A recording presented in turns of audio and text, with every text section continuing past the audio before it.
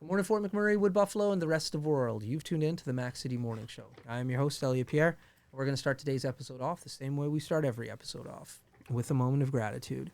I know you could be doing a million other things with your time, and the fact that you spend it with us truly does mean the world to me. So thank you. On that note, Tanner, hit him with you.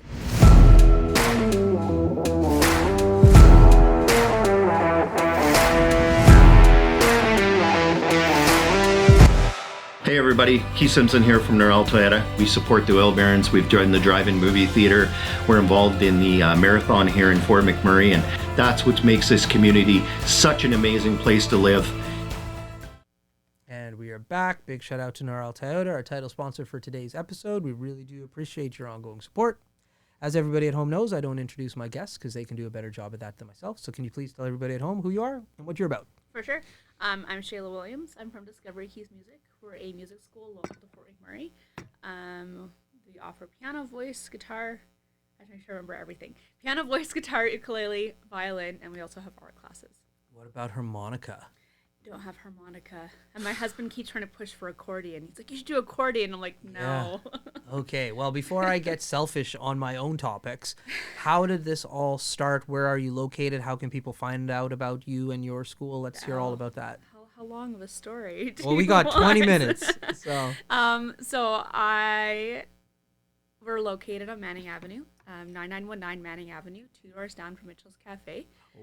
Yeah, it's literally a space that like everyone has seen, but no one pays attention to because it's been empty for so long. Okay. We just moved into it, and then people drive by, they're like, "Oh, that space was like right next to the car wash," and it's been. I'm really happy we're there. I'm really happy we're actually finally there. We've been renovating this space for almost a year now. Thanks for supporting downtown. Yeah, no, yeah, I got a lot of criticism not criticism, skepticism. Mm-hmm. Because I live in Timberley, so that's where everything kind of was, where I was teaching out of, and like a couple of my teachers were teaching from the house, and I just was growing too fast, and I said, I'm going to go downtown, and a lot of my friends were like, oh, it's so sketchy downtown. Like, I grew up in Vancouver. Yeah. So I was like, yeah. I don't think you know what sketchy necessarily is. I guess you're right. Downtown can have its own issues, but we did have a break-in a few weeks ago, which was devastating. All my contractors' tools were stolen. My guitar was stolen. I was so sad about that. But, I mean, that's the nature of running a business and commercial. I don't think it has anything to do with downtown. I think it's just when you have a business, thieves are going to go to a business, right? Mm-hmm. And I don't even think it's the business. I think it was the fact you had contractors in there. And not just that, but happened that week. The church across the street got broken into 2 days later, and then there's a few other instances that have happened. So I'm like, I feel like, and now there's been nothing. Yeah. Right. So I feel like it sucks, but that's the reality of owning a business. That's why you need insurance and cameras and all those fun things, right? That's right. But I am still very like. I had a really good feeling about moving downtown, and I don't regret my decision. Yeah. Our landlords gave us a place to stay. They own the glass building across the street from the municipal buildings. It's like right next to the subway. Oh, yes. And on the corner. No. The one that's like, there's a Quran restaurant, and there's a subway, and there's a glass building between them. Oh, yes. Yeah, so that was our landlords own that building, and they also own the building we're in. Nice. And they offered us a space to use while we renovated. So I was like, I can't. Oh, that's huge. It was really fantastic. So that kind of helped us get established downtown, and then I started, of course, rolling with ideas of what else I wanted to do. And so it's been nothing but positive. I'm very thankful to move downtown. And my teachers now keep half joking. So when's the expansion happening? And I'm like, let's just get everything settled here first. That's right. But when we moved to Fort McMurray 6 years ago, my husband and I moved to my husband's work. He's a massage therapist. And I said, I'm not going to teach. Our oldest, was 10 months old at the time. Mm-hmm. I was like, I'm not going to teach. I'm going to take time off. And my husband was like, okay. Sure, that's sweet. It lasted like 2 weeks. Yeah. And then, because I need to be doing things, and started teaching, and have you heard of KP Squared? Yes. Yeah, so Kyla, the owner, I actually taught her daughter. Okay. And then after a couple of years of living here, I got a random call from her one day, and she was like, hey, how would you feel opening a music school in my daycare? And I didn't have any concept of what she was doing, because I knew she ran like a day home. I didn't realize she was actually working to open a daycare. And so in my like naive mind, I was like, yeah, I could totally like take on another teacher and like, we could run a little music school out of your daycare. And now we're at 13 teachers and almost 250 students. Yeah, and yeah, Yeah. I'm not gonna work anymore. yeah, I'm not gonna take time off. Yeah, I'm gonna manage instead. exactly. And we didn't, due to just different things with timing and situations and locations, we're not in the same space which we had originally planned. But I still run like music programs out of her daycares, and we still like students, like kids from daycare can be brought to me for music lessons because it can be hard when parents are shift workers. 100%. It's hard to sign your kids up for lessons, but if they're with KP, they're able to like register with us for lessons, and then there's ways to get them from daycare to music and then back again. Shout out Kids Drop too. I was just, They dude, actually you read my partnered- mind. They're actually partnered with Kid Drop. Yeah. Yeah. You work like get your kids dropped off, Kids Drop get is- kid to drop them yeah. to you, and everything's downtown. It's nice, Exactly. it's quick. You literally, and we're downtown too, by the way. Whoop whoop. Yes. We love downtown. But like, you are definitely part of the revitalization of the downtown core. That's Yeah. beautiful. Yeah, and it wasn't intentional. It literally was just the space happened Yeah. to work perfectly. I just had like just such a great feeling about it. I go a lot on my gut, which maybe isn't always like the most rational thing to do as a business owner, but The only so way to far, go. so far it hasn't led me astray. It's so the only way you become successful. exactly, and so my gut was, you know what? Everyone's saying it's a bad idea, but go downtown, and I'm so thankful I did because now there's been so many other things that I'd never even considered, and other partnerships that are all with places downtown that I'm like, okay, we can. This is really cool. So. Very cool. Yeah. So where does your background for music start with? So my dad was actually my teacher. Okay. My dad taught piano when I was a kid. I started learning when I was 3. And I'm the oldest of 5, and I was the only one that my parents forced to stay in music. I kicked and screamed. I always have loved playing, always enjoyed music, but I definitely was like the worst student. Okay. My poor father, I would enrage, throw books across the room, pound on the piano. My family always knew whenever I was frustrated with something because I would start pounding on the piano and just Yeah. And so when people are like, "Oh, my kids, they love coming to lessons, but they're not always practicing," I'm like, "Oh, gee, I wonder what that was like." That was literally me as a student. But hilarious. I stuck with it, and then when I was about 15, my dad and I have very similar personalities, so we definitely clashed a lot more than usual. I feel that. Now I call my dad up all the time. Like, we have a great relationship, and like, he gets the music thing, so I can call him like, "Dad," but yeah, it definitely was a struggle. And then I got a new teacher, and that definitely helped.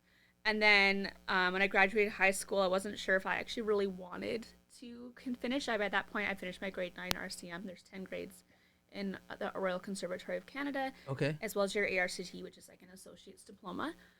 But I graduated, wasn't really sure if I actually wanted to continue with it, and then moved away for a year, and then met my husband, got married, and started getting.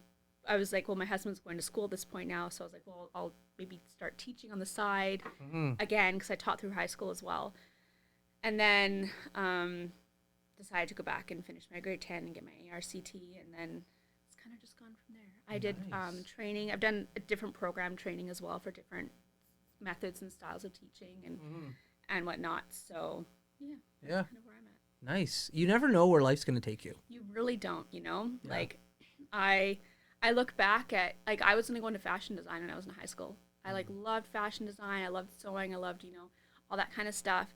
And here I am. But I was not a good student. I really struggled with school. I love to learn. Yeah. I love to learn, but I've always struggled with exams and things like that. And so, Execution. yes. And looking back now, my mom's like, of my siblings, I'm the only one that has no diagnosis. But all my Subtle brag. But like, my siblings, we all have ADHD. Like, when my dad was diagnosed with ADHD, the doctor was like, "How do you have 2 degrees? And how are you married Yeah. with 5 kids? Like, Yeah. this isn't normal." Right. So like, ADHD, several learning disabilities, all my siblings have. And so now looking at me, my mom's like, I'm realizing you probably have ADHD and this learning disability and this one. And I'm like, yeah, probably. Not if the doctor didn't say Yeah, so. no, the That's doctor right. That's right, exactly. So, Good. but I also feel like that's a strength because, like, Yeah. I've done a lot of research on ADHD, And I do have like so many of the factors of it. Yeah. But it's also interesting to be like how ADHD actually affects like test taking and things like that. And I'm like, oh, that makes so much sense. You Totally. get test anxiety, and like all of the information you've learned just deletes out of your brain when Exactly. you're looking at the piece of paper. Yeah, and that's literally me. And so, but you know what though? I love teaching. Yeah. And I love working with kids. And due to that, like we have a lot of kids that come to the studio that have things like ADHD. Right. And the parents are like, well, they're, you know, just be aware. They're like, oh, so they're just have more energy. Yeah. Whatever. That's like right. when you've got a kid or we've got a couple of kids that have some cognitive delays. Mm-hmm. Okay, we have on our like registration form, like, is there anything we need to know? That's right. And sometimes parents don't fill that out. Yeah. And then we find out the teacher starts teaching and they're like, There's something. there's something. But when the parent fills it out and lets us know, oh, well, they have this issue or they have like a speech delay, great. Then we can let the teacher know, hey, heads up.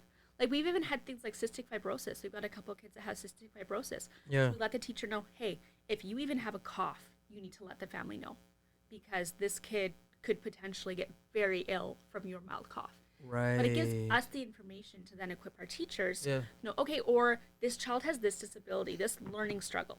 Here's some things that you as a teacher can do to help them Yeah. so that they can be their best self. And it's also as the teachers, because a lot of my teachers are young. A lot of them are in high school. Mm-hmm. And so it's also as them, that forces them to grow as a person to Yeah. be like, okay, I have to now learn. And I find teens, their minds are they're sponges, right? Right. And right. they will take that, hey, it's not criticism, it's me saying, hey, here's some things Yeah. for you to do to help. And they're like, okay. That's right. And That's then right. they get the next kid that like will maybe have a milder version of what they've already taught. And they're like, oh, this kid is so easy to teach. Because they've already, Right. you know, right. so it's really cool. That is cool. And then when parents talk about like back in the day, like I'm old, but like you wouldn't tell, and there was a shame behind, oh, my kid has this, that, and the other. yeah. But now, like you're saying, once you know, then you can change your learning styles up, and then you can have that kid who is struggling with test taking or whatever it may be, accelerate at what they're doing just because you're looking at it from a different lens. Yeah. Like I've got some kids, for so long, because my background is exams. Yeah. It's you do the level, you do the exam, you do the theory. It's very, very structured. Mm-hmm. I've had to personally step back and go, that's not going to work for every kid. Yeah. And I had a couple kids where I was like, okay, yeah, let's do exams, let's push it. And then I started looking in the past year or so and being like, you know what? This is not the right route for this kid. And it's been very challenging for me. Not challenging, a new experience and a learning growth to be like, okay, I have to step back and recognize there's other avenues, and that's not a bad thing. It's just different. There you go. And it's also helps me grow as a person, right, and as a teacher to be like, hey, now I have to find a different way to make this fun for this kid. So it's been good. That's awesome. Well, listen, Tanner tapped his phone a little while ago. That means he's ready with his segment called the Mac City Minute.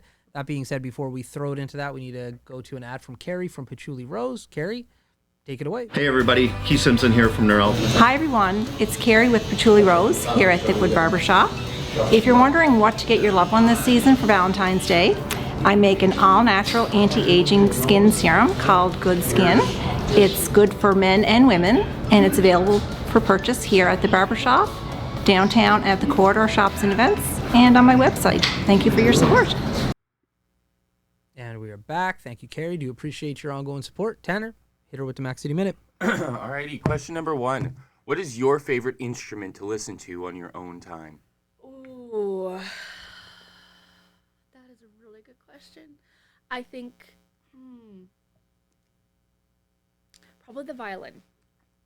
Question number 2. What has been the most rewarding part of teaching art in this community? These are good questions. There's so many. I think it's been, you know what it's been? It's been seeing kids who struggle in other avenues and they come to class and they like excel.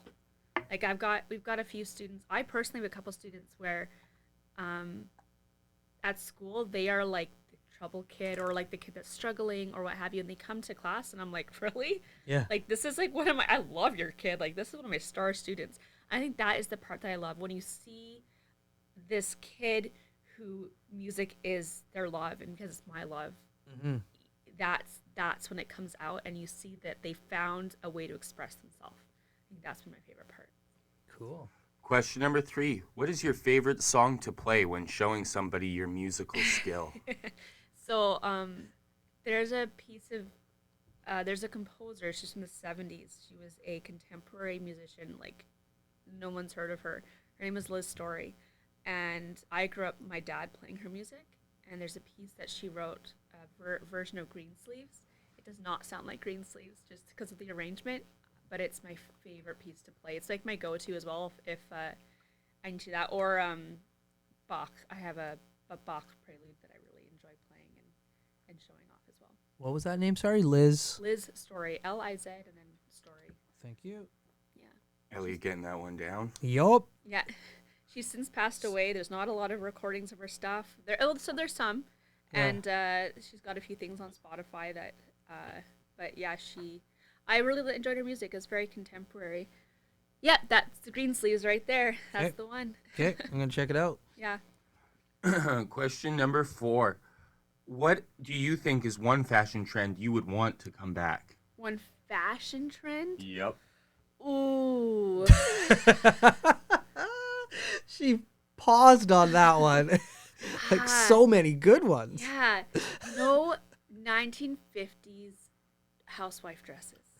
Nice. Those are just like, but they're so flippin' expensive. But if those came back, I'd be all over those, man. Nice. Yeah. And your final question. What do you think is the best topping or mix-in when you're making ice cream?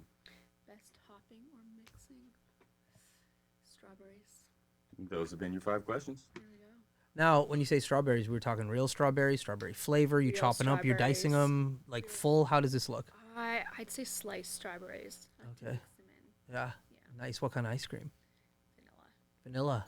Yeah, you gotta go vanilla if you're getting toppings. Yeah, Right. I'm not a fan of like different type. Okay, here's the thing. So growing up, because I come from a big family, you didn't get special ice cream. You got vanilla ice cream. Because you would buy it in the 4-liter tub because it was the Exactly. cheapest. Exactly. Yeah. I remember when I was 14, my youngest brother was born, and my grandma took my 3 middle siblings to Alberta, to Calgary to visit cousins for like a month. It was supposed to be like a week, and then grandma just extended it because my mom was due like end of August, and it was a really stupid hot summer, and so grandma was like, I'm just going to keep the kids out here.